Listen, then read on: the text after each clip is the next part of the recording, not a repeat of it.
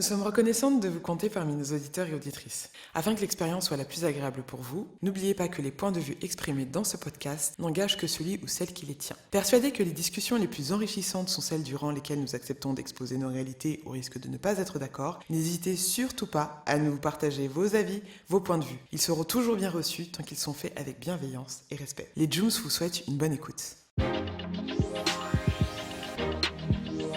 Bonjour à tous et à toutes et bienvenue dans le Jooms Podcast. Ouais! Waouh, quel enthousiasme. Non mais c'est bien, sois heureuse, sois... Bah oui, je suis heureuse. Oui, ça fait la fête tout le week-end. C'est clair. Et normal. Ah, ok. Le podcast de Les Jooms, en fait, c'est un podcast de 4 sœurs et d'une maman qui ont décidé d'explorer avec vous les multiples facettes de la vie. On va parler lifestyle, on va parler entrepreneuriat, amour, art, mode, féminité. Alors bon, notre table, elle est clairement pas rouge, hein, mais elle est tout autant propice aux échanges authentiques entre plusieurs générations de femmes. Donc c'est un safe space dont vous êtes les invités, une bulle de bienveillance à reproduire chez vous. Aujourd'hui, on va parler du cycle menstruel. Blood. Les filles, alors, le cycle menstruel, qu'est-ce que ça vous inspire ? Bah, ça touche des millions de femmes, tous les mois, à des périodes différentes évidemment, mais du coup, Heureusement, ça t'imagines, le On a bordel. tous le même Le bordel. Il y a des nanas qui font ça par rapport au cycle lunaire, donc après ça peut être orienté aussi par rapport à ça, mais en tout cas ça touche des millions de femmes, on va dire de plus en plus tôt d'ailleurs. Je crois qu'il y a des jeunes, je dirais même des petites filles qui ont ça à 10 ans, 11 ans, t'as tes règles. Oh l'angoisse. Bah ouais. Moi j'avais des amis qui l'ont eu assez tôt. Moi je l'ai eu assez tardivement, j'étais en 4e, un truc comme ça. Donc c'est assez tard quand même. Enfin, c'est un âge normal. En Ouais. réalité, il n'y a pas de règles, justement. Il n'y a pas de règles par Non rapport mais à il y ça. avait une mini pression quand même. Quand tout le monde l'a et que toi tu les avais... Enfin, elles les avaient, la majorité d'elles les avaient et moi je les avais pas. Donc il y a des conversations, entre guillemets, où je pouvais pas vraiment participer parce que je n'étais pas dans le mouvement. Donc t'avais hâte Dans de le les mouvement avoir pour le- T'avais hâte de les avoir J'étais intriguée, j'étais en mode ça a l'air d'être Ça a l'air trop un stylé truc ce en club hein. plus, ça Le fait club de moi une rouge. femme. Enfin, ouais. Non, mais de toute façon, là, pour le coup, c'est les règles, c'est le passage de la petite fille vers la femme adulte, entre guillemets. Donc, quand tu te dis que tu les as à 11 ans, 10 ans, c'est quand même un passage compliqué à gérer, ne serait-ce que même à l'école. Le regard de l'autre, le fait d'avoir peur éventuellement des fuites, etc., que tu gardes parfois pendant des années, même après. Et c'est pas un passage hyper simple, je pense, le changement de devenir entre guillemets, encore une fois, une femme. A priori, toutes les femmes sont touchées. En effet, c'est l'âge où tu deviens une femme adulte biologiquement. Ouais. Donc, Élise, comment tu les appelles déjà ? Comment t'appelles ça, toi ? Parce qu'on dit cycle menstruel. Moi, je me force à dire cycle menstruel, maintenant, plus règles, ragnagna, Non, tout ça. les règles, les ragnagnas, enfin des trucs comme ça. D'accord. Et toi, tes premières règles, tu les as eues quand ? 12, 13 ans. Damn, c'est tout, hein. Moi, je les ai eu à 13 ans aussi, je crois. hein. Ah ouais ? Ouais. Ah non, pas moi. Mais après, ça dépend c'est vraiment, pour le coup, tout le monde est unique Propre à là-dessus. chacun, ouais. Et puis, il n'y a pas de... J'allais redire la même phrase. Il n'y a pas de... De règles ? On va faire une vieille joke là-dessus. C'est vrai, il n'y a pas de règles par rapport à l'âge où tu dois avoir tes règles ou pas, ou ton cycle menstruel doit commencer. Il n'y a pas de... Mais c'est pas lié à la poussée des seins aussi ? J'ai eu une poussée des seins à 8 ans, s'il te plaît. Donc, non, en fait. Ton enfance a été dure. Ah non, bah, et j'étais hyper contente d'avoir mes seins. Je me rappelle. Bon, bref, c'est pas le sujet en fait. Je sais même pas Bah pourquoi si, on parle de le ça. lien entre les C'est seins et lié. les règles. bien Ah bon, il y a un sûr, lien c'est entre le sujet. sein la poussée des Bah, seins la et les poussée règles ? des seins, oui, quand même. Les hormones qui font monter les seins et les règles qui arrivent, si, il y a un lien entre les deux. Parce que moi, j'attends toujours que mes seins poussent, en fait. Donc, Oh. And it's not true, I love my boobs. La psychopathe. Ok, et toi, Sandra, alors, tes premières règles ? Moi, je les ai eues hyper tard, j'étais au lycée. Ah, mais ça, c'est une vraie go. Pardon. Excusez-nous d'avoir une oreille Ah, ok. à 13 ans. Non, j'ai eu les Mais non, mais règles. je charrie. J'étais en seconde. D'accord. Donc, et j'étais en train de me poser la question, comment ma mère m'a expliqué que mes règles, ma mère qui est juste à côté de moi, que mes règles allaient venir, je ne sais plus. A priori, Mais tout je à ce suis moment-là. trempée déjà. So... Je sais plus, et en fait, j'ai un espèce de blackout, je ne sais même pas comment, enfin, je ne sais pas qui m'a expliqué ça. Certainement des copines, parce qu'il y avait quand même là, le sport par exemple, typiquement, les filles qui se faisaient faire des arrêts pour pas aller au sport Bah oui, mais après, et qui se faisaient des arrêts. Non, mais quand moi, à l'époque, je trouvais, mais franchement, elles abusent et tout. Parce qu'en fait, je les avais pas déjà et je savais pas qu'on pouvait t'avais souffrir. pas senti la douleur encore. Non, je savais pas qu'on pouvait souffrir. Je vais être très honnête, je n'ai pas considéré ça comme A thing. un truc de genre, tu deviens une femme, tout ça. J'étais complètement déconnectée en fait de mon corps. Et puis je pense que j'avais un rapport avec mon corps aussi qui était un peu particulier, puisque je pense que c'est le moment où je me suis dit, j'ai pas envie d'être grosse. Donc du coup je me souviens en tout cas que je faisais pas mal de régimes tout à cette période de l'année, donc de ma vie plutôt, donc peut-être que même ça a eu un impact sur le fait que mes règles arrivent plus tard. Enfin voilà, je sais pas, mais j'en sais rien en fait. Je vous dis ça, faudrait que je fasse remonter mes souvenirs d'enfance, d'adolescence plutôt là-dessus, mais en tout cas c'était pas un truc pour moi genre waouh, j'ai eu mes règles, je vais pouvoir procréer, faire des enfants. Genre non, sérieux, j'étais complètement déconnectée de ma féminité. Alors déjà on en avait parlé déjà, j'avais dit que la féminité c'était un truc que je découvrais il y a pas très longtemps, donc imagine à 15 ans quoi. Voilà, c'était genre j'étais en jogging basket tout le temps, donc voilà. Ok. Moi, mes premières règles, je me souviens juste que j'étais pas bien, je me sentais pas bien. Il me semble qu'on était allé au restaurant à la barrière du Clichy ce jour-là pour fêter je ne sais quoi, et j'étais pas yimbe. Et donc voilà, et ensuite le rapport aux règles, parce que j'appelais ça règle avant et maintenant j'appelle ça cycle menstruel, mais en gros c'était c'était relou quoi, c'était vraiment vraiment relou, c'était pas une partie de plaisir, je trouvais ça sale.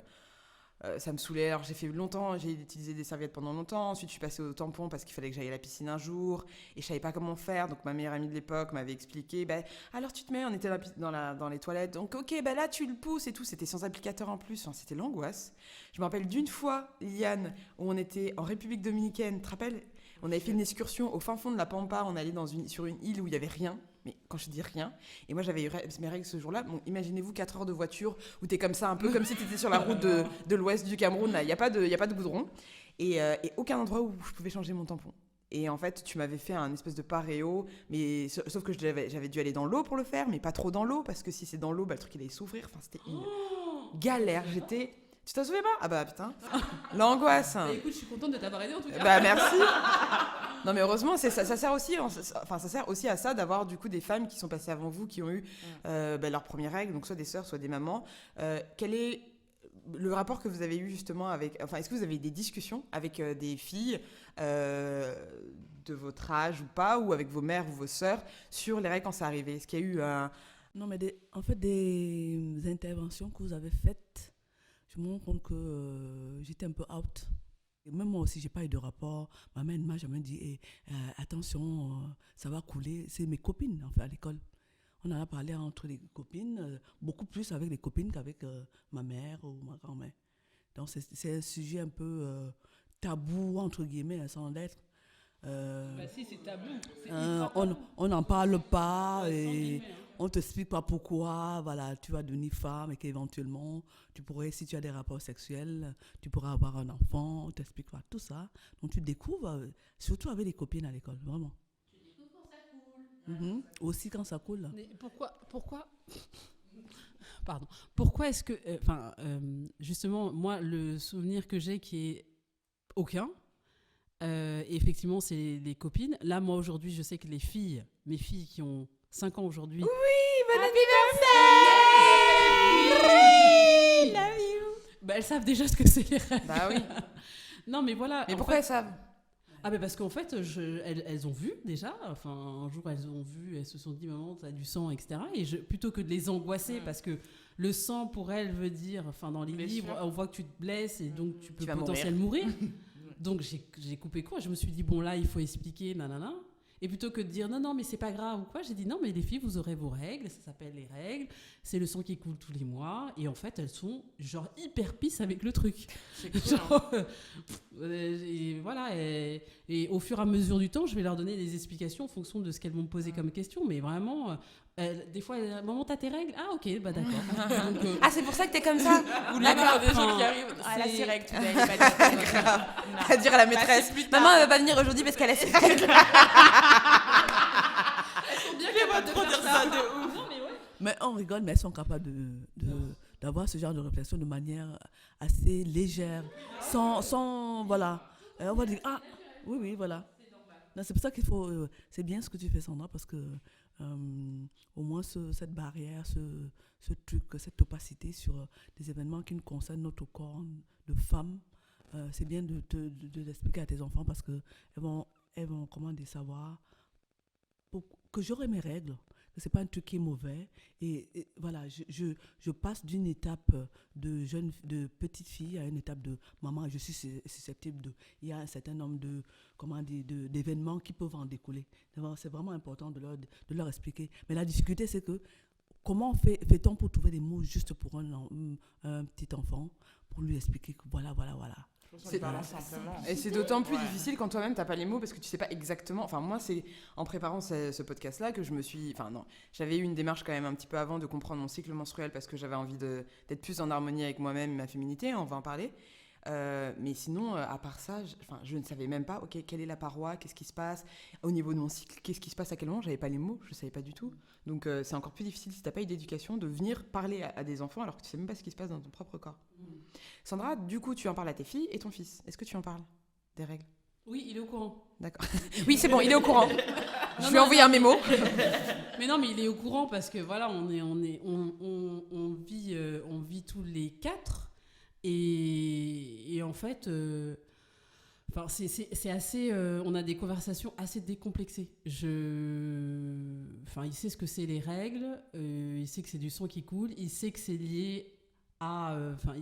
Il fait beaucoup de recherches sur plein de sujets, donc j'essaie de pas trop lui mettre trop d'informations dans la tête. Mais il sait que c'est lié à la création. Après, on y va petit à petit et je vais lui expliquer. C'est plus, je pense que là, maintenant que j'ai regardé, du coup, grâce à l'émission là aujourd'hui et aux playlists qu'on a faites pour la compréhension du cycle menstruel, je vais être plus à même de lui expliquer ce que c'est. Parce que moi-même, je ne savais pas, comme tu disais Valérie, c'est lié au fait que tu n'aies pas eu d'enfant. Enfin, il y a un rapport avec la non-conception, finalement. La non-conception. Donc, si tu n'as pas tes règles, ben, tu peux avoir aussi des problèmes pour concevoir. Enfin, j'étais plus sur un truc très basique comme ça. Mais comment tu conçois, à quel moment, qu'est-ce qui sort finalement, qu'est-ce qu'il y a dans le sang, c'est quoi, en fait, finalement, exactement ce que c'est. Et on parle des règles là, mais après, quand tu accouches, tu as également des pertes de sang qui sont similaires à ce qu'on peut avoir quand on a des règles. Et c'est lié à quoi, ça? Ça, c'est le retour de couche. Ouais. D'accord. Je croyais que le retour de couche, c'est quand tu refaisais un gamin après. C'est pas ça? Non, alors, en fait quand tu accouches, bah, tu enlèves, l'enfant sort, ensuite il y a la poche des os la poche qui prend les enfants, il y a le placenta, il y a plein de choses qui sortent. Et donc, du coup, tu évacues du sang aussi. D'accord. Voilà. Et une fois que tu as évacué ce sang, souvent, les femmes peuvent retomber enceintes assez rapidement. Oui. Voilà. Et c'est ça le retour de couche. D'accord, c'est ok. le fait que tu puisses retomber enceinte assez rapidement, Ok. contrairement à ce qu'on peut penser. Donc souvent, les médecins disent, attention, quand tu es à l'hôpital et que tu sors de l'accouchement, est-ce que vous avez un moyen de contraception? Alors, au début, tu es là, non, je veux dire, attention, vous pouvez retomber Vous allez en faire un deuxième. hyper rapidement. Et il y a beaucoup de nanas qui sont retrouvées tombent enceintes juste après avoir accouché en se disant, et les enfants ont pile poil quasiment 9 mois d'écart. Damn. Voilà. Donc autant faire les jumeaux une fois comme ça. Et toi, Liliane, qu'est-ce que tu dis à ta fille sur le cycle menstruel? Alors moi c'est pareil, elle m'a déjà vu. Alors moi j'utilise des protections hygiéniques du coup. Pas Mais serviette ou tampon? Serviette hygiénique. Okay. Tampons je ne les supporte pas, donc D'accord. je n'en mets pas. Ou quand vraiment je suis obligée, genre je vais à la piscine ou un truc comme ça, mais sinon pas de tampons. Et du coup non, j'utilise des serviettes hygiéniques, donc elle m'a déjà vu en mettre. Et donc je lui ai expliqué ce que c'était et qu'elle aussi elle en aurait. Alors, je ne vais pas rentrer nécessairement dans les détails autant que toi, Sandra, mais du coup, elle sait que tous les mois, en gros, je mets des couches pour absorber le sang qui sort de mon corps. Et tu auras ça aussi quand tu seras plus grande. Et si tu as d'autres questions, je t'expliquerai plus tard, mais voilà. Elle est aussi au courant. Alors après, je pense qu'en grandissant, je lui expliquerai. Et vraiment, merci pour ce sujet, parce que du coup, ça permet de remettre les choses en place et de voir un peu... comment on peut aborder ça avec nos propres filles, en fait, qui vont connaître ça un jour, et de leur proposer plus que les serviettes hygiéniques jetables et le fameux tampon. En effet. Et en parlant justement j'allais dire de moyens contraceptifs, mais ce n'est pas le sujet. De protection périodique, qu'est-ce que vous utilisez? Du coup, Liane, toi, tu as répondu. Qu'est-ce que vous utilisez? Quelle a été l'évolution de votre utilisation et votre rapport avec ces produits disposables qui restent dans la nature ensuite et qui sont mangés par des moineaux? Déjà, à la télé, enfin moi, le premier rapport que j'ai eu avec les protections hygiéniques, c'est les pubs que j'ai pu voir à la télé. Et c'est vrai qu'il y a de tout, autant des serviettes hygiéniques que des tampons. Donc au début, j'utilisais les deux, honnêtement. C'était un peu comme toi, Liliane, s'il y a quelque chose qui requiert que j'ai besoin d'un tampon, j'en mets un, mais sinon, la plupart du temps, c'est serviette hygiénique. Quand j'ai commencé à voir ce qu'il y avait réellement dans les tampons, j'ai arrêté. Alors, pourquoi t'as arrêté? So fun Parce que dans les tampons, en fait, la couleur du tampon de base, c'est pas blanc. Et en fait, ils rajoutent du chlore pour le blanchir. Donc, chlore. Comme dans la piscine pour le... Voilà, exactement. Pour désinfecter. Pour désinfecter et pour avoir une... Je pense que c'est aussi lié au marketing pour que ça se vende mieux. Parce que... Est-ce que c'est lié au marketing ou c'est lié à autre chose, genre le tabou du sang? Aussi. Ouais. Enfin, pas du sang. D'ailleurs, dans les pubs, excusez-moi, mais on voit pas de sang. On voit un liquide bleu. Violet ou bleu. Ouais. Mais pas... Et franchement, rouge. Genre, si vous voyez du bleu qui sort de votre vagin at some point, Appelez un médecin. Appelez un médecin. Enfin, est-ce que ça sort du vagin même? C'est ça le bon terme? Parce que l'anatomie féminine, je suis un petit peu à l'ouest quand même. Oui, ça sort Du vagin? Oui. Alright, so it's a good one. Donc plus sur serviette et après, le goal à long terme serait de passer à la cup et de plus être sur les serviettes ou D'accord. tampons. Donc la cup, c'est vraiment un dispositif. C'est un dispositif médical. C'est un dispositif. C'est une petite coupelle en silicone que vous insérez dans le vagin et qui va s'ouvrir comme une fleur et qui va ensuite recueillir le sang. C'est joli. C'est joli, hein? I know. Elle est réutilisable aussi. Elle est réutilisable. En effet, vous l'achetez 30 balles et puis a priori, vous pouvez la garder. C'est quand même plus intéressant. Bien plus intéressant. Ce dispositif de protection, ma génération n'a pas connu. Bien sûr. Et comment c'est utilisé? Tu m'as parlé de 30 €, mais c'est dans la journée, comment ça se passe? J'aimerais bien que vous m'expliquiez. C'est comme un tampon, sauf que c'est une coupelle. Donc en gros, tu l'insères dans ton vagin et qui va récolter ton sang. Et ensuite, tu la retires et tu la vides. Et entre tes cycles, tu la stérilises, je crois, en la faisant bouillir dans l'eau bouillante. Donc là, c'est un achat a priori, si tu la perds pas, et tu peux l'utiliser assez longtemps. D'accord, c'est plus écologique, quoi. C'est plus écologique a priori. Économique, écologique, Ouais. ça te protège mieux. Ouais, et puis je pense que tu as un meilleur... tu as plus conscience de ton sang, parce que, à la différence des autres systèmes de protection, c'est pas absorbé, c'est récolté. Donc après, tu vois la quantité, tu peux voir la texture, tu peux te rendre compte qu'il n'y a pas forcément les odeurs... les odeurs dont te parlent les marques en disant attention, ça préserve, tu vois, genre ça te... Il n'y a pas d'odeur nauséabonde, alors qu'en fait, tu te rends compte que c'est peut-être eux qui apportent les odeurs nauséabondes en fait. Donc, excellente question. Nous utilisions des couches en tissu. Ouais. Voilà. Et c'était vraiment, vraiment chiant. C'est-à-dire que pour peu que tu sois une fille pas très, très, très propre, il y avait des gros soucis d'odeur. Vraiment, on pouvait te sentir... pouvait te dire, t'as tes règles, parce que tu ne sentais pas bon, quoi. Mais est-ce que c'est une question de propreté? Parce que finalement, ce qui sort, l'odeur de tes fluides, est-ce que c'est lié à la propreté? Non, mais je pense que le fait de le garder longtemps sur toi, ça créait... Voilà, il fallait se changer régulièrement. C'était pas évident, franchement. Mode de protection, j'espère qu'un jour, ça va disparaître. Et c'est très drôle ce que tu dis, parce qu'en fait, c'est en train de revenir à la mode, les serviettes ou les culottes lavables et jetables. Parce que non, pardon, pas jetables, lavables. Parce que justement, c'est un système qui... alors bon, je sais pas à quoi ça ressemblait, toi, à ton époque, mais c'est un système qui est plus écologique. Et qui... parce que là, en fait, il faut savoir que je crois qu'on utilise une femme utilise 11 000 tampons dans sa vie, ce qui est énorme. Wow. À mon avis, les tampons, je ne sais pas quel est le temps de décomposition, je ne crois pas que ça soit biodégradable. Donc, en gros, c'est encore des déchets supplémentaires qu'on apporte dans la nature pour comment dire, pour couper ou pour nous protéger de quelque chose qui est très très naturel. Donc l'idée d'avoir des culottes qui sont lavables, ça revient beaucoup, il y a beaucoup de marques qui sont là aujourd'hui, je crois dans ma culotte, Things, des choses comme ça, tu mets ta culotte, tu la laves. Et donc enfin voilà, on est en train de revenir à ce que tu as vécu, mais peut-être plus pratique. Voilà, plus pratique parce Je que... ne pense pas que c'était absorbant du coup ce que vous aviez, Oui, c'était c'était pas... du tissu en fait. Et là pour le coup, Si, c'est absorbé quand même, hein, ça Oui, mais absorbait. c'était pas... c'était pas adapté pour ça. Voilà, parce que là, Ouais. ce dont tu parles, Valérie, les culottes. Non, c'est-à-dire que c'était comme si tu allais acheter des couches pour le bébé. Il y D'accord. avait des couches spéciales. Ah d'accord. Oui, bien sûr. Ok. Et des couches spéciales. Mais c'était une vraie règles. couche en mode avec les scratchs et tout? Non, pas avec des scratchs. Je ne sais même plus. Franchement, je ne peux même plus savoir comment. Sérieux? Oui, comment j'utilisais. Je pense qu'on mettait ça, on doublait, on pliait, on mettait dans la culotte. Et après, comment vous l'aviez? Ouais. Ah ouais, non, mais c'était horrible. Non, mais parce qu'en fait. Ah non, mais c'était horrible, franchement.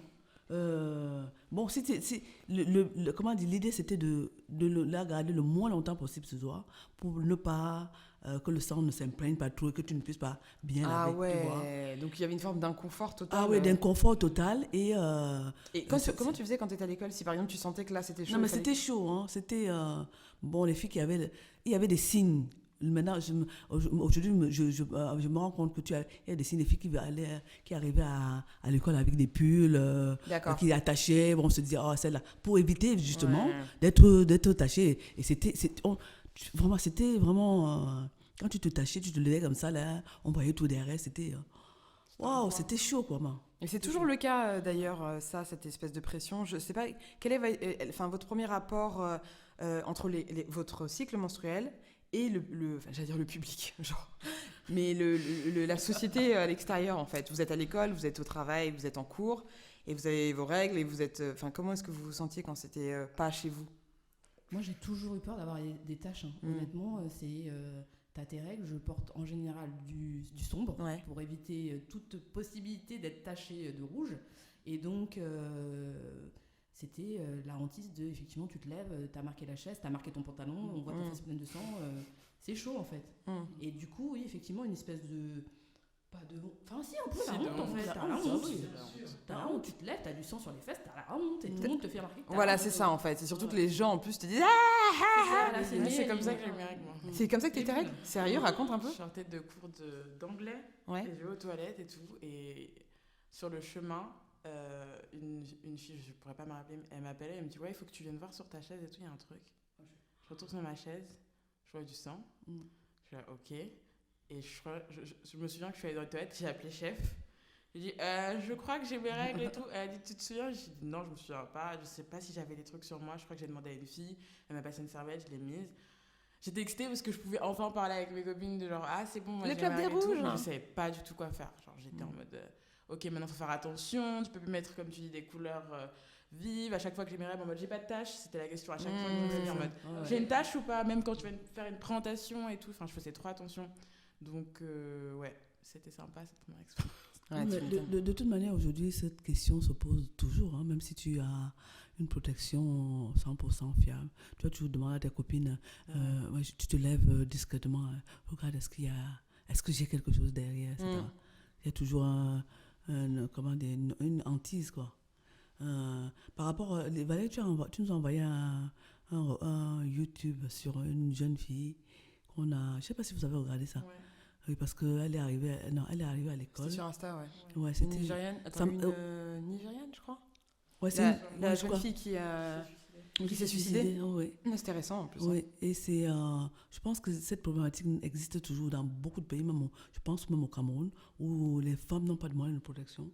Elles sont complètement démunies et c'est terrible de se dire que je ne vais pas aller à l'école parce que j'ai mes règles, tu restes terré, alors qu'aujourd'hui on est dans un monde en pleine évolution et ce problème est encore là, existe pour les jeunes filles et même pas forcément pour les jeunes filles petites, mais les jeunes filles qui sont grandes et qui ne savent pas comment je vais me protéger en fait. Oui, il y en a qui vont jusqu'à se prostituer pour s'acheter des paquets Voilà, c'est ça. des paquets de protection. Mais en fait, il y a la partie vraiment technique, enfin pas technique, mais l'idée d'avoir le matériel pour pouvoir se protéger. Puis après, il y a quand même une société dans laquelle, je ne sais pas si vous l'avez vu, mais au fil de l'histoire, le rapport au cycle menstruel a évolué en fonction de la place de la femme, en fonction de la présence ou non de la religion, en fonction de l'évolution industrielle aussi, parce qu'à partir du moment où on a eu des machines à filer, on a pu créer des serviettes, justement, les fameuses serviettes que tu as sûrement dû utiliser. Et quel est le rôle que vous pensez que la société joue dans ce shame, en fait ? Un shame un peu consenti, donc la honte, on passe la honte comme ça, c'est un truc assez vicieux, et tout le monde, en fait, va perpétuer cette honte à la prochaine génération, aux prochaines femmes. Quel est le rapport que vous pensez que la société a ? C'est dur. On nous fait croire que c'est quelque chose d'hyper négatif, en fait, et que ça va nous faire du blal, que ça va nous blesser. Même dans les pubs, tu vois, quand ils nous parlent des serviettes hygiéniques ou des tampons, c'est un peu nos sauveurs, en mode vous êtes sauvés en ayant ça, sans ça vous êtes perdus. Enfin, il y a tout un rapport d'addiction aussi, en mode il faut que vous ayez des serviettes, il faut que vous ayez des tampons, il faut que vous ayez quelque chose pour vous protéger, parce que le sang qui coule, il n'est pas bien, entre guillemets. Impur. Il est impur, exactement. Alors que c'est quelque chose qui est hyper unique et rare, et on devrait l'enseigner, je pense, déjà à l'école. Enfin, je sais qu'il y a les cours d'éducation sexuelle qui commencent à venir un peu plus dans les écoles, mais ça devrait aussi, pour moi, faire partie des choses qu'on enseigne, en fait. Enfin, il y a un truc de shame, il y a une création d'un besoin, de nécessité d'avoir une serviette, alors que c'est une force, en fait, les règles. Il y a peu de filles qui s'en rendent compte. En fait, c'est trop tourné au négatif. Je sais que quand j'avais mes règles au début, j'étais en mode « Ah non, j'ai mes règles, je vais avoir mal au ventre, je vais être de mauvaise humeur. » Donc tu t'incites à être déjà dans un mauvais mood, alors que tu peux totalement prendre à ton avantage et se dire « Ah, j'ai mes règles, c'est trop cool. » Enfin, qu'est-ce que je peux faire ces jours-là ? Il y a des trucs il y a des intentions que tu peux mettre. Quand tu vis avec d'autres personnes et au fil et à mesure, vos règles se mettent en même temps aussi. Ça, c'est une connexion que les femmes ne se rendent pas compte qu'elles ont. Donc... moi, j'ai surtout vu dans les publicités que j'avais besoin d'avoir des serviettes, sinon ça me ramène au truc du shame, et sinon il faut que je mette un vêtement qui soit long, ou que je fasse en sorte d'avoir un pantalon noir ou sombre pour pas qu'on voit. Tout un truc de se cacher, en fait, qui était assez négatif et qui n'aide pas du tout, surtout dans la société dans laquelle on est aujourd'hui, qui n'est pas forcément encore prête pour la femme, en fait. Pour accueillir le pouvoir de la femme, parce que vraiment le cycle menstruel, c'est quand même enfin, je sais pas comment vous voyez ça, mais c'est vraiment un pouvoir, en fait, finalement, parce que chaque mois, ton corps décide d'enlever les toxines aussi, parce qu'il y a quand même une forme de purification, alors même qu'on vous dit que c'est de l'impureté. Moi, j'ai l'impression que dans mes croyances personnelles, j'ai l'impression que c'est une forme de purification, parce que je peux me vider des choses impures. Enfin, il y a un côté très spirituel pour moi qui a été, notamment par le christianisme, totalement... on a dit, voilà, vous êtes impur, vous n'avez pas le droit d'assister à certaines cérémonies, vous n'avez pas le droit de toucher certains objets dans certaines religions, dans le Coran notamment, dans certaines religions, dans l'islam, mais dans le Coran, dans la Bible, dans la Torah, les mots qui sont posés pour décrire l'impureté des femmes pendant ces 7 jours où elles doivent être recluses sont quand même assez fortes, alors même que je pense qu'il y a une connexion très profonde avec l'idée spirituelle de « je suis une femme, je peux donner la vie ». Hello guys, le podcast est sponsorisé par Upgrade Agency. C'est une agence d'événementiel qui organise des événements sur mesure, aussi bien pour les professionnels que pour les particuliers. Séminaires, formations, voyages incentives, conventions, soirées de lancement, mariages, anniversaires. N'hésitez plus, rendez-vous sur notre site internet upgrade.paris. Enfin, même si les règles ne veulent pas forcément dire que tu peux donner la vie. Mais en tout cas, elles peuvent être un témoin à peu près ça fonctionne, ça a l'air de fonctionner. Après, bien évidemment, tu peux avoir tes règles et être infertile. Mais le pouvoir de la femme, qu'est-ce que vous en pensez de ça, les filles ? Dans vos croyances personnelles et dans ce que vous avez compris de... Alors, moi, j'avais rien compris déjà, à la base. Alors, rien du tout. C'est-à-dire que les règles viennent... Donc, vers 15 ans, mes règles arrivent et tout. J'ai des douleurs assez fortes, quand même, quand je suis adolescente. Genre, fortes. Donc, pour moi, forcément, règles égale douleur, égale désagréable. Donc, je me souviens juste des douleurs. Superbe, quand t'accouches, tout ça, ça s'arrête. En fait, ma première grossesse, j'ai perdu toute... j'ai plus jamais eu mal, en fait. Ah, c'est trop bien, ça! Plus jamais. Et le cycle est hyper court. Donc j'ai des règles pendant 2 jours et c'est fini. T'as les meilleures règles. Toi, t'as combien? C'est Clémence? Avec mon implant, ça a un peu déréglé les règles que j'avais. De base, j'avais 3 jours vraiment en mode 1, 2, 3. Et généralement, le premier jour, c'était toujours dans un lieu où j'avais le temps de sortir un truc. Genre, c'était le soir ou le matin avant de me lever, pas dans un endroit public, on va dire. Deuxième jour, c'est la Troisième Guerre mondiale. C'était la Troisième Guerre mondiale dans mon ventre. Et troisième jour, ça se calmait. Et là, c'est passé à 100. What? Oh my God. Et des fois, c'est genre, à partir du deuxième jour, 3, 4, 5, c'est compliqué. Damn. Mais ça, c'est les. Moi, j'ai j'ai eu la même chose que toi, Clémence, mais je pense que c'est dû aux hormones en fait. Tout simplement, oui. Parce que moi, je prenais la pilule et j'avais pendant 5 voire 6 jours. J'ai arrêté la pilule, je les ai pendant 3 jours. Ouais. Donc, c'est 3 jours, genre on va dire même c'est 2 jours et demi quoi. C'est le premier jour, bon, allez, hop. Le deuxième jour, allez, un peu plus abondant. Et le troisième, bon. Et après, bon, il y a les résidus éventuellement, mais franchement, j'ai arrêté la pilule et je suis bien contente de l'avoir fait pour avoir mes règles beaucoup moins longtemps. Oui, donc j'ai plus mal. Je sais plus ce que je disais. Ouais, t'as des plus règles après. de 2 jours. Après, ouais.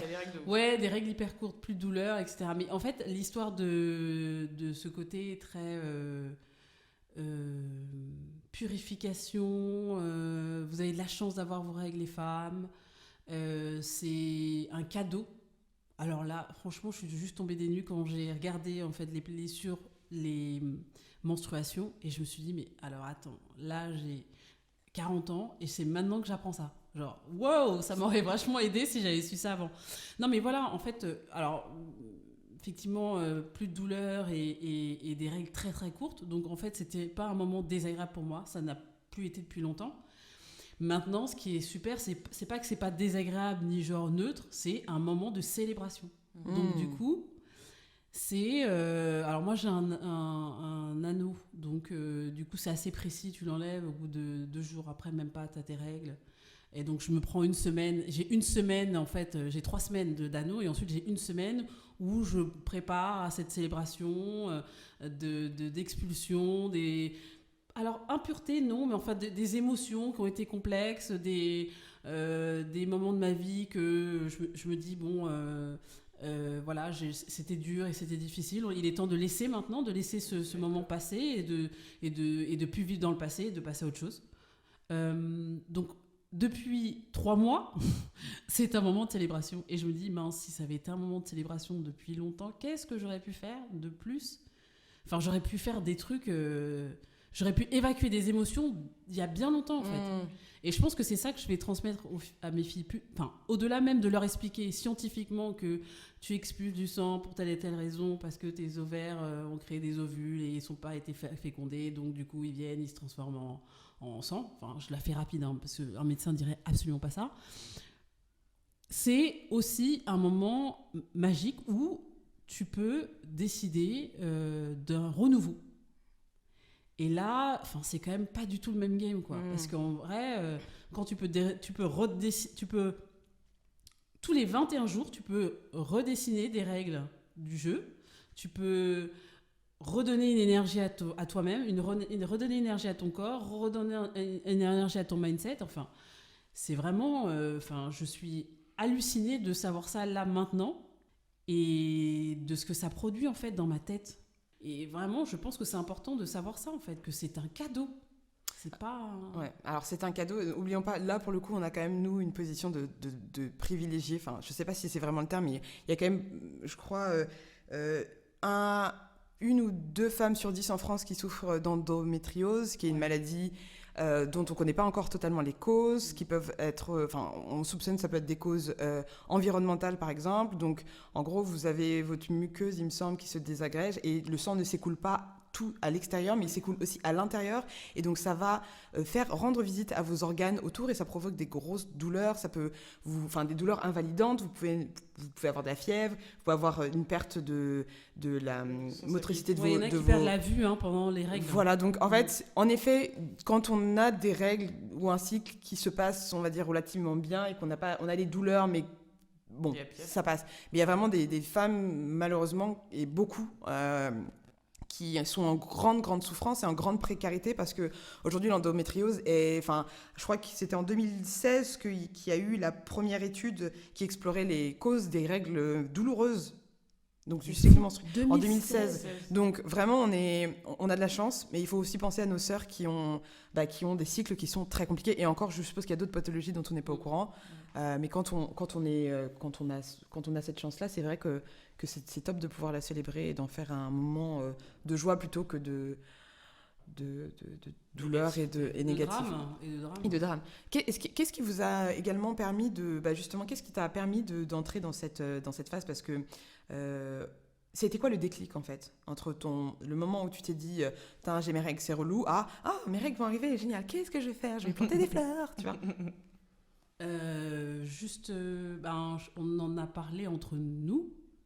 Et je crois que c'est toi, tu as commencé à faire des Non, tu m'as dit de regarder le cycle menstruel. Ouais, c'est ça. Et je dis, ouais, ok. Je vais regarder quoi, le cycle menstruel? C'est bon, on a les règles et puis c'est tout. Qu'est-ce que tu veux qu'on apprenne? Tu me saoules. Et en fait, en faisant des recherches, je me suis dit, ok, j'avais rien compris, quoi. J'avais rien compris. Donc, ça s'est fait un peu sur... Je crois que c'est lié au développement personnel et à la volonté de mieux se comprendre et de savoir qui on est et à quoi on sert. Et ça passe par la compréhension des traumatismes et de tout ce que vous voulez, et de son histoire, de ses ancêtres, de sa transmission. Et ça passe aussi par, en fait, qu'est-ce qui se passe dans son corps. Moi, je sais que je dis aux filles, il y a les règles, bien sûr, mais il y a aussi, quand on mange, l'idée de manger sainement, c'est pas juste manger des légumes pour manger des légumes. C'est parce que, quand vous allez aux toilettes, théoriquement, vous ne devez pas pousser quand vous faites vos excréments. Vous ne devez pas pousser, en fait. C'est ma kiné qui m'a expliqué ça un jour, et que si vous poussez vraiment, donc vous êtes constipé, il y a un souci. Donc c'est plutôt une idée liée au développement personnel et donc la compréhension de comment fonctionne son corps. Ce qui est bien, c'est qu'il y a quand même YouTube est génial pour ça parce que l'information est accessible. Elle est en vidéo, donc si on n'a pas le temps de lire un livre, c'est bien de lire des livres, mais si on n'a pas le temps, effectivement, on peut trouver des vidéos qui sont bien faites. Il y a des experts qui aujourd'hui produisent tout un tas d'analyses et d'études sur plein de sujets. Donc voilà, c'était dans le cadre du développement personnel. D'accord. Liliane, est-ce que tu as un rapport différent avec ton cycle aujourd'hui par rapport à ce que tu as pu avoir dans le passé? Qu'est-ce qui a modifié ce rapport? Alors, mon cycle... Alors, au tout début, je pense que c'était assez douloureux. D'ailleurs, je prenais des médicaments pour ça, pour arrêter les douleurs. Ça durait quelques jours et puis ensuite, effectivement, le cycle se terminait. Donc la période pour moi de règles, c'était pas une période joyeuse. Ça a continué. J'ai mes règles depuis que j'ai l'âge de 13 ans, donc ça fait quand même un paquet d'années maintenant. Donc mes règles, en fait, au départ, étaient quand même relativement douloureuses. Donc je prenais d'ailleurs des médicaments pour stopper la douleur. Type Antadis. Alors Spasfon. Oui. Non mais c'est hyper fort ce médicament. Antadis. Ouais. Et en fait, d'abord Spasfon et ensuite Antadis. Et à un moment donné, j'avais mal à l'estomac en fait. Ah ouais, mais c'était un truc d'une violence incroyable. Pendant un jour, j'avais mal à l'estomac avec l'Antadis. Bon, je dis pas de pas prendre l'Antadis, c'est pas ce que je suis en train de dire. J'ai juste que moi, ça me faisait des douleurs à l'estomac incroyables. Donc j'ai arrêté d'en prendre. D'ailleurs, j'ai arrêté de prendre des médicaments tout court pendant mes règles, parce qu'en réalité, je voyais pas trop pourquoi je devais me forcer à. C'était la douleur des règles, c'était pas une douleur insoutenable au point de ne pas se lever le matin comme certaines femmes peuvent l'avoir. Donc j'ai arrêté de prendre des médicaments et puis après de toute façon moi j'ai toujours mis des serviettes hygiéniques comme je le disais tout à l'heure, rarement des tampons parce que je les supportais pas j'ai continué comme ça. Je continue d'ailleurs toujours à mettre des serviettes hygiéniques jetables, mais depuis que j'ai vu ces fameuses vidéos, n'est-ce pas, pour préparer cette émission, moi je pense que je vais mettre plutôt alors la cup pardon. Je suis pas encore dedans pour l'instant. Je pense que voilà, c'est pas encore dans mon mindset, mais moi je pense que je partirais plutôt sur la culotte réutilisable, celle qui est relativement absorbante, donc qui te permet de pas avoir à te soucier de si tu vas être taché ou pas taché ou peu importe. Et du coup ça je pense que je vais mettre ça en place assez rapidement, pas ces règles là parce qu'il faut les commander, mais peut-être d'ici le mois d'octobre commander mes culottes et pour au moins tester ce mode de protection. Et ensuite comme je le disais aussi tout à l'heure, mes règles ont diminué en fait je suis passée de 5 jours à 3 jours, donc c'est quand même beaucoup plus court. J'ai pas de douleur. j'ai juste une gêne. Et j'ai demandé à mon gynéco ce que ça pouvait être, et impossible de savoir. Très très bizarre en dessous de la fesse. Ne me demandez pas pourquoi. J'ai la fesse gauche. J'ai un espèce, comme si j'avais une espèce de crampe. Donc je sais que je vais avoir mes règles quand j'ai ça. Je pense que c'est au moment après avoir accouché que j'ai commencé à avoir ce truc-là. Donc c'est étrange. Et j'ai posé la question à plusieurs personnes du corps médical et on ne sait pas ce que c'est. Donc voilà. Donc je vis C'est un avec ce signal de truc-là. ton corps. Ouais. S'il Oui, y mais a bon, quelqu'un parmi les auditeurs auditrices qui a le même symptôme ou qui a une idée de réponse, on est preneuse pour Oui, je sauver suis notre sœur preneuse, Liliane s'il vous plaît. de la fesse De folle. l'agonie, Hashtag de sauver l'agonie. Liliane. C'est pas agréable. De la fesse folle. Mais bon, du coup, ça dure quand même moins longtemps. Donc, de toute façon, cette gêne, on va dire, de la fesse gauche, juste en dessous de la fesse, voilà, ça dure un jour. Bon, bah, je prends mon mal en patience, entre guillemets, et puis ça passe. Donc voilà, après, le rapport spécifique avec les règles et la société, je l'ai dit également tout à l'heure, c'était toujours l'idée de ne pas être... de pas avoir de tâches par rapport à ça et d'essayer juste de faire attention par rapport à ce qu'on porte pendant qu'on a ces règles. Ok. Voilà. Clémence? Je partirais plus sur la COP, moi, personnellement, parce que j'aime le principe même de voir, entre guillemets, de voir, en fait, ce qu'il y a à l'intérieur, la texture aussi, parce que des fois, ça change par rapport aussi à ton alimentation, à si tu pratiques du sport, etc. Je trouve ça intéressant de voir ce qui sort et de réutiliser aussi, parce que les serviettes et les tampons, au-delà des odeurs, etc., c'est pas non plus... Enfin, déjà, ça coûte assez cher. Ouais, C'est on va en pas parler. du tout affordable. Enfin, si t'as pas de sous, j'avais regardé un reportage sur des sans-abri aux États-Unis et ils expliquaient que c'était hyper dur pour les femmes parce que les tampons et les serviettes coûtent un bras et de ce qu'elles récoltaient pendant la journée, c'était pas... Il fallait faire un choix en fait, nourriture ou serviette. Et il y en a beaucoup qui allaient dans les toilettes publiques et elles font des serviettes avec du papier toilette en fait, parce que elles ont pas elles peuvent pas en fait. Tu dois faire un choix à un moment donné dans leur situation, donc elles expliquent que c'était vrai. Enfin, quand on est SDF, c'est un autre niveau. C'est un autre en fait, game, ouais. C'est un autre niveau de. Il y avait une fille qui avait dû se faire amputer parce qu'elle avait gardé son tampon. Alors ça, c'est le choc toxique. Ouais. Elle avait gardé son tampon 2 jours, je crois, parce qu'elle avait rien d'autre. Et en fait, ça a pris toute sa jambe droite et du coup, elle a dû se faire amputer. Donc après, c'est un cas particulier, mais c'est quand même un truc qui peut arriver. En effet, on va parler d'ailleurs là de l'accessibilité aux moyens de protection hygiénique. Je ne sais plus combien est dépensé par an ou dans une vie par une femme pour juste éviter de tacher ses vêtements. C'est quand même énorme. Vous, est-ce que ça a un impact sur votre budget? Comment est-ce que vous faites? Ou vous achetez juste et vous dites, bon, de toute façon, j'ai pas le choix? Moi, c'est un peu ça. Hein. J'achète juste et j'ai pas trop le choix en fait. Mais parce que aussi, je connaissais pas d'autres modes de protection. Donc, enfin, j'en ai entendu parler, mais c'est vrai que c'est la simplicité. Tu prends tes Always, Nana ou peu importe quelle marque, et tu mets ça dans ton sac et tu les as au cas où, quoi. Bon, sachant que avant d'arrêter la pilule, j'avais un rythme qui était complètement calé du coup, parce que tu arrêtes la pilule au bout de 3 jours, tu as tes règles. 2 jours, pardon. Là, c'est tout. Je suis quand même assez rythmée, on va dire, correctement, et du coup, je sais à peu près, surtout avec ma petite fesse gauche qui me dit salut, je vais arriver, prends des protections. Mais du coup, l'idée aussi, c'est de pouvoir maintenant, au vu de tout ça, de changer de moyen de protection et d'avoir des choses qui sont réutilisables tout simplement, quoi. Pour revenir sur ce que tu as dit, j'ai regardé Valérie pour la dépense. Il y a une étude britannique qui a été faite sur le Huffington Post. Et apparemment, la somme que les Anglaises, en tout cas, dépensent au cours de leur vie pour la menstruation, c'est de 18 000 pounds, soit 23 500 €. C'est ce que j'avais aussi comme info. C'est énorme. Non, pas par an, sur une vie. Sur une vie. Mais ça, énorme. Ça inclut les protections, ça inclut les médicaments, ça inclut le changement des slips, le détachant, et voilà, etc. Et les vêtements que tu jettes à la poubelle, parce qu'effectivement, à un moment donné, quand le sang coule dessus, c'est compliqué à récupérer, quoi. Donc, non, c'est énorme. C'est clairement énorme. Du coup, pour pallier aussi à ce problème, enfin pour moi, mon avis personnel, c'est que les périodes, enfin les protections hygiéniques peuvent être un problème. Bon, on a dit écologique, financier, ça coûte hyper cher. Il y a aussi le risque du choc toxique qu'on a vu, qui peut toucher les femmes parce qu'elles ont une certaine bactérie dans le corps. Et donc, du coup, le fait que le contact entre le sang qui va rester sur cette serviette ou dans ce tampon qui est déjà imbibé de produits toxiques va déclencher des symptômes très très forts avec de la fièvre, etc. On en a déjà parlé. Il y a d'autres moyens encore que ce qu'on a énoncé, de gérer ou d'embrasser même son cycle menstruel. Et un des moyens que moi que j'ai adopté il n'y a pas longtemps, c'est le flux libre, le flux instinctif libre. Qu'est-ce que vous en avez pensé, les filles, de ça, de ce free flow? C'est ça, un vrai pouvoir. C'est le goal de pouvoir maîtriser ton flux et te dire que quand tu choisis en fait du moment où ça va couler. Je suis pas à ce niveau-là, moi ça coule quand ça veut couler. Ça sort comme ça sort. sort comme ça, vraiment. Merci Malox.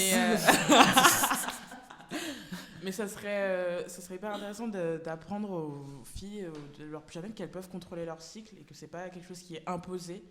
Et même si ça arrive dans un certain laps de temps, tu peux décider que ok, tu sens que ça arrive, mais tu vas attendre un petit peu ou quelle que soit pas la modification, mais le fonctionnement de ta journée, tu peux choisir au moment auquel tu décides de libérer tes émotions, tes impuretés ou autres. Donc non, c'est l'objectif, mais je suis pas du tout à ce niveau-là, moi, personnellement. Liane, tiens, Maëlie, tu es un peu silencieuse. Today. Ouais. Non, mais je suis silencieuse parce que moi, c'était une autre époque. Et je découvre l'évolution. J'ose espérer qu'un jour, mes petites filles, voire mes arrière-petites filles, n'auront plus, prendront cet événement pas comme une, comme un fardeau. Comme un fardeau, mais comme, j'attends mes règles comme si j'attendais un bébé. Après, peut-être que c'est souvent parce qu'on crée ce truc-là qui a été transmis et qui, est acheminé par les médias, etc. Ouais, dès que tu vas avoir tes règles, tu vas avoir mal, etc. Souvent, je pense qu'en étant un peu plus sereine, on peut avoir moins de désagréments quand on a ses règles. Voilà, pour moi, je suis très contente de participer à cette radio. À cette radio des C'est le moment dédicace. À cette radio des Dumessis. C'est le moment dédicace. Ma mère, alors, Maëlie, il s'agit d'un podcast. Un podcast. On va t'envoyer. C'est quoi un podcast déjà? Oh my goodness. Non, mais se dire que les règles, c'est pas mauvais, quoi. Alors, après avoir utilisé je sais pas combien de tampons, ouais, non, en fait, je sais que quand je mets un tampon, en fait, il y a un truc bizarre qui rentre dans mon corps et ce sentiment de, je sais pas. Donc là, j'ai vu tous les reportages et je me suis dit que j'allais mettre au flux instinctif libre, qui est finalement une programmation de mon cerveau. Et je me programme. Donc là, je me suis dit, ok, il y a une semaine, je me suis dit, ok, tu vas faire ça. Donc dans une semaine, je vais enlever mon anneau. Et du coup, je vais me programmer pour aller aux toilettes au moment où je dois aller aux toilettes. Je crois vraiment que c'est possible. J'ai l'intime conviction que tu peux programmer ça et te dire, ok, je vais aux toilettes le matin. Je vais aux toilettes après quand j'arrive au bureau. Ensuite, peut-être à midi. Ensuite, voilà. Mais garder, en tout cas, on a un muscle quand même à ce niveau-là, qui est le périnée. Donc, quand on a la chance d'avoir un périnée qui fonctionne et qui est bien musclé, vous pouvez l'activer à tout moment d'ailleurs. Alors, je suis en train de l'activer. Pour toute technique, contactez Sandra. Non, mais c'est vrai c'est bien d'avoir conscience de son périnée parce que c'est quand même un organe qui est très important et on n'en parle pas non plus. Mais c'est cet organe-là que tu utilises justement pour pouvoir faire tes contractions de ton vagin et donc décider de garder la tonicité et donc de garder le sang et donc qui s'évacue pas en fait. C'est comme si tu fermais. Donc je vais tester parce que 40 ans, il reste quoi? Combien de temps de règles? Peut-être 10 ans max. Donc les 10 prochaines années, sans tampon, sans serviette hygiénique. Ouais, trop bien. Voilà. Le flux instinctif libre, moi je l'ai commencé parce que je voulais arrêter d'avoir des hormones dans mon corps, donc j'ai changé mon moyen de contraception. Donc là maintenant j'ai un stérilet. en cuivre, mais bon, en fait, la difficulté, c'est que à chaque fois, on essaie de trouver une solution un peu plus naturelle. Et tu dis, ah, c'est bon, j'ai trouvé le truc, le cuivre. Et puis après, tu tombes sur des articles qui disent, bah, alors le cuivre, le problème, c'est que énergétiquement parlant, ça te donne quand même. Tu te dis, putain, mais genre, quelle est la solution? Mais bon, chaque chose en son temps. Donc je me suis dit, ok, j'arrête les hormones. Dans ce sens-là, quelle est la prochaine étape? Le flux instinctif libre. Donc, la première chose qui m'a aidée, moi, c'est de me rendre compte que c'était possible. Donc, de voir, vous voyez, le truc de... Tu peux pas atteindre un rêve si tu le vois pas, un délire comme ça. Donc, d'avoir des nanas qui expliquaient comment elles se sont organisées, c'est pas vraiment le terme, mais comment elles ont fait, quel a été le process, la procédure pour arriver à cette forme d'ultime liberté pour moi. Et donc aujourd'hui, je suis heureuse de vous annoncer que genre j'ai plus besoin de aucune protection, zéro en fait. Il y a plusieurs écoles en fait dans cette nouvelle façon de voir. Il y en a qui considèrent que tu retiens, il y en a d'autres qui vont dire non, justement tu retiens pas. En fait tu vas sentir quand ton col de l'utérus va s'ouvrir et c'est à ce moment-là que tu vas aux toilettes.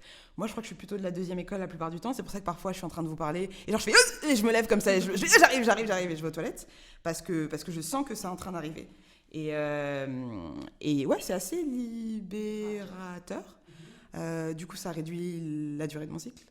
J'ai quelques douleurs rapidement et en fait c'est genre je peux dormir, je mets rien et j'ai aucun problème. Par contre je vais me réveiller la nuit plus souvent. J'ai accepté que c'était ça le prix à payer pour avoir cette liberté de ne pas dépenser de l'argent et de ne pas mettre Monsanto dans ma culotte. On va aborder un autre sujet maintenant parce qu'on parle beaucoup de règles, mais il faut aussi qu'on parle de l'absence des règles ou l'arrêt des règles. Et c'est là où je pense qu'on va entendre beaucoup plus notre matière. Parce que oui, en effet, on a le cycle menstruel. Alors je crois que c'est à peu près, l'âge moyen c'est 12 ans et ça s'arrête en l'âge moyen à 50 ans. Donc ça fait quand même beaucoup de mois, beaucoup de cycles pendant lesquels on va saigner. Et puis à un moment donné, ça s'arrête. Et là, ça s'appelle la ménopause. Et est-ce que les filles, vous appréhendez la ménopause? Élise, Maëlie, comment tu te sens dans cette nouvelle période de ta vie qui est quand même vraiment une nouvelle phase? Alors, l'arrêt des règles. Oh, mon Dieu. Essaye de ne rendre pas ça dramatique. Non. C'était vraiment Non, je pense j'ai pris ça avec beaucoup de joie parce que, ne pas maîtriser ton corps, Valérie, félicitations parce que je me dis, comment tu fais pour maîtriser ton corps et que le sang ne coule pas? J'aimerais bien que je pense qu'il y a beaucoup de filles ou de femmes qui aimeraient savoir comment on fait concrètement, pour ne pas mettre de tampons, ne pas dépenser des sous, etc. Et pouvoir maîtriser. C'est une maîtrise de ton corps. C'est très important. Je reviens à la ménopause, le fait de ne plus avoir mes règles. C'était vraiment un bon moment pour moi. Parce que je suis de l'ancienne école, entre guillemets, et porter les couches... moi, les tampons, j'ai jamais supporté les tampons. Donc, je mettais les couches jetables, les serviettes hygiéniques jetables. Oui, ça m'a fait du bien de ne plus à penser que ça va arriver, etc. L'avantage que j'ai, c'est que la ménopause ne m'a pas perturbée. J'ai peut-être décidé aussi intellectuellement que je n'avais pas envie de prendre des médicaments, que je devais bien me nourrir, faire du sport, etc. Et franchement, honnêtement, je n'ai pas de problème de bouffée de chaleur. Je crois que j'ai un peu de chance. Pas de bouffée de chaleur, pas d'irritabilité. Ça se passe, a priori, ça se passe bien. Non, c'est hyper important. Est-ce que vous discutez un petit peu avec vos amis, les filles, du cycle menstruel, des règles, de tous ces sujets-là? Toi, Sandra? Mais c'est vrai que quand même, la ménopause, c'est quand même des moments sombres. C'est-à-dire que c'est pareil. C'est vendu, tout est présenté dans la société dans laquelle on vit comme des moments sombres. Genre, la mort arrive. Ouais, c'est clair. Donc... disons que le fait de comprendre déjà le cycle menstruel aujourd'hui, ça va, c'est super. Le fait de te dire... Alors, il y a l'autre chose aussi quand même qui est le clic-clac qui tourne, là, cette fameuse horloge biologique qui tourne chez les femmes. L'horloge, oh my goodness, can we not talk about this? Yeah, we should talk about this. Non, mais qui est oppressant, c'est-à-dire que tu te dis, bon, ok, est-ce que je veux vraiment plus avoir d'enfants? Est-ce que je veux pas me faire mon dernier gamin? Est-ce que je veux avoir un enfant? Voilà, est-ce que je veux avoir un enfant? Voilà, donc il y a quand même des questionnements forts qui se font Je pense qu'à la trentaine, on peut se dire, il est temps de faire des enfants. Genre, il faut le faire parce que je compte les années, j'ai pas envie d'aller amener mon enfant à l'école en étant grand-mère. Enfin, voilà.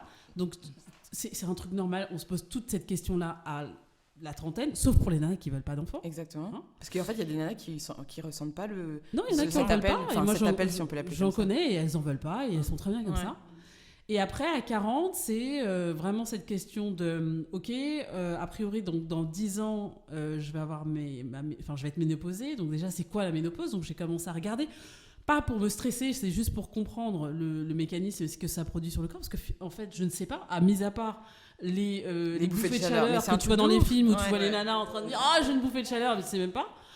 Donc elle est là en sueur et tout. Après, les nanas prennent du poids, mais je crois qu'il y a quand même plein de nanas qui ont 50 ans qui sont pas énormes. Donc c'est aussi qu'est-ce qui est vrai, qu'est-ce qui est moins vrai, qu'est-ce qui correspond à ce qu'on est. L'alimentation, c'est vrai que si tu manges, de toute façon, ménopause ou pas, si tu manges beaucoup, tu peux avoir des soucis de poids. Donc je vais commencer à regarder le sujet, pas pour me dire je vais être ménopausée, mais je vais regarder le sujet pour pas être complètement dummy et comprendre ce qui va se passer. Après, je pense que la vraie question, c'est 40 ans, est-ce que j'ai envie de me dire ok, c'est fini, je veux plus de gosses? Est-ce que tu penses véritablement que ça y est, tu n'auras plus jamais d'enfant dans ta vie? C'est une vraie question et je ne crois pas qu'elle soit fermée à la réponse. C'est-à-dire qu'il n'y a pas une réponse, dire non comme je le faisais il y a quelques mois. Je disais non. C'est pas catégorique. Je crois que il faut laisser le champ des possibles. Oui, voilà. Merci. Liane finit retrouvez Liane pour toutes les phrases. 5 € par phrase. En tout cas, moi, je ne veux pas fermer la porte à ça. Je crois pas. Voilà. D'accord. Quand tu écoutes ton corps, ton cœur ou ton corps, oui, les deux, ça veut dire qu'il y a comme tu venais de dire, il y a une possibilité de éventuellement un 4e, voire un 5e. Quand t'es parent seul à élever tes enfants, c'est bien sûr horrible. Bien c'est sûr. horrible. Je me pose pas la question là de me dire est-ce que je vais avoir un 4e enfant? Je suis toute seule. Si je le fais, c'est que je suis avec quelqu'un dans ma vie, avec qui on partage des valeurs et des choses ensemble, et on fait un enfant ensemble, et on le fait ensemble. D'accord. C'est pas toute seule. Ok. Mais sinon, non, c'est impossible. Ok.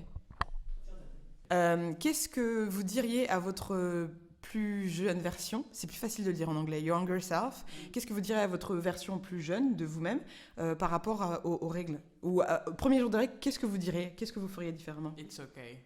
Ouais. Genre le premier truc en mode pas de panique, parce que je sais que mon premier état c'était genre j'ai pas de papier, enfin il y a du sang qui coule, qu'est-ce qui se passe et tout, donc état de panique et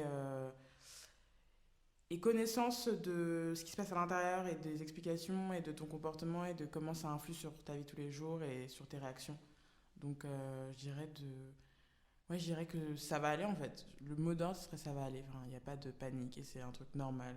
Et c'est une force aussi, donc essaie de creuser pour savoir ce qui se passe à l'intérieur et comment tu peux l'utiliser dans ta vie de tous les jours, plutôt que de te dire « Ah non, j'ai mes règles à ce moment-là ». Parce que moi, c'était vraiment un moment où je me dis « Je sais que je vais avoir mes règles par fin de semaine, donc je sais que c'est mieux que je vois pas trop de gens, que je sors pas trop, que je suis hyper susceptible. » c'est un état d'esprit aussi que tu te conditionnes à avoir. Donc, conditionner à avoir l'état d'esprit inverse, qui est positif, en mode « Ah, je vais avoir mes règles, c'est cool, je vais pouvoir faire quoi ?» et par rapport même aux applications. Donc ce serait se motiver en fait, plus se rassurer. Il y a quand même au niveau des hormones, ce que tu dis, c'est vrai, il y a quand même peut-être une tendance à se replier sur soi et c'est aussi ok parce qu'il y a le côté oui, soyons tout le temps heureux et c'est une célébration, mais il y a aussi un rythme naturel. Pardon. Mais il y a aussi un rythme naturel qui est de introspection, j'ai pas spécialement envie de voir des gens, peut-être que je vais arrêter de consommer de l'alcool, peut-être que je vais manger moins raffiné, peut-être que je vais pas voir d'hommes ou de femmes en fonction de mon orientation sexuelle. Je vais vraiment me retrouver avec moi-même et ça fait aussi partie d'un rituel qui peut être mis en place. C'est vrai. Liliane?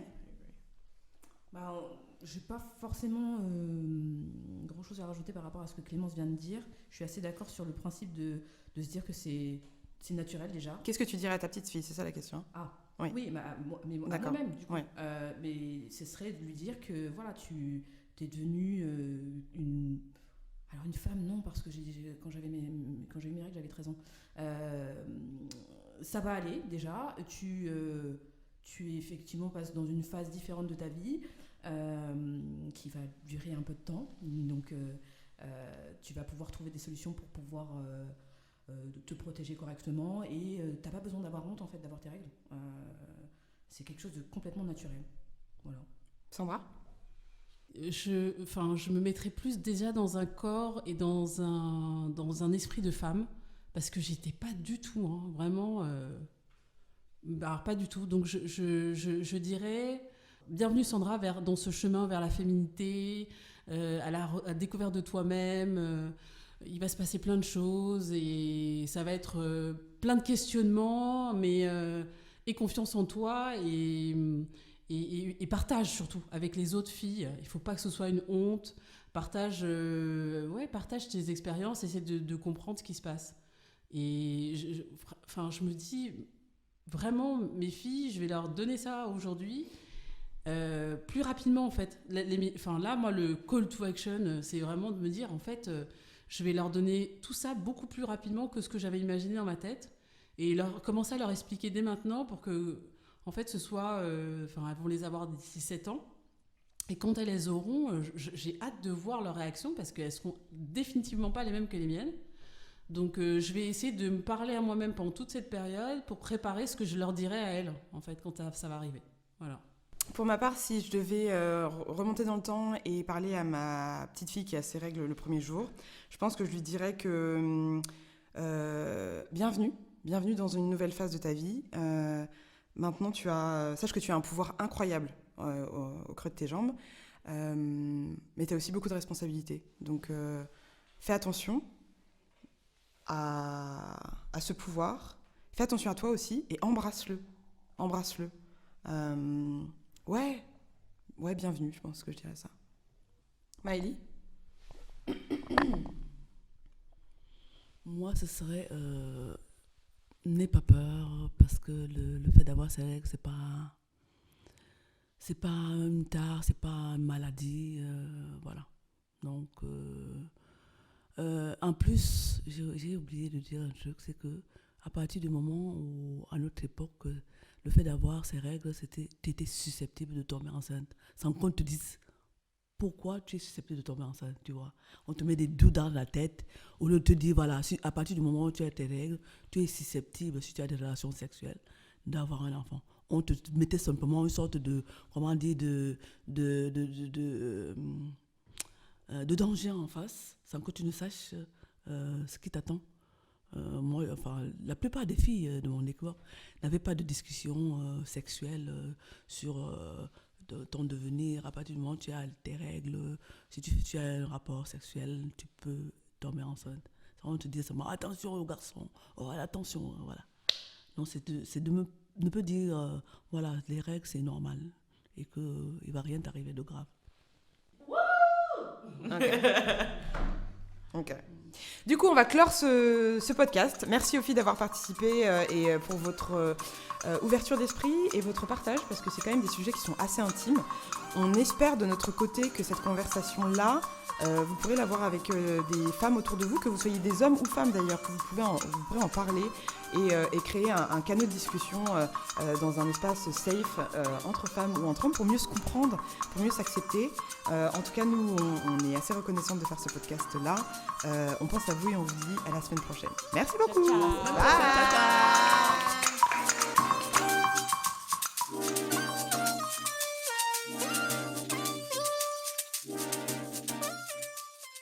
Bon les mecs, je suis navré, mais je serai pas avec vous le soir du Nouvel An. Je dois fréquenter des gens plus vieux que vous parce que je suis plus un petit garçon. Moi j'ai mes règles et pas vous les mecs, hein. Moi j'ai mes règles et je saigne du cul.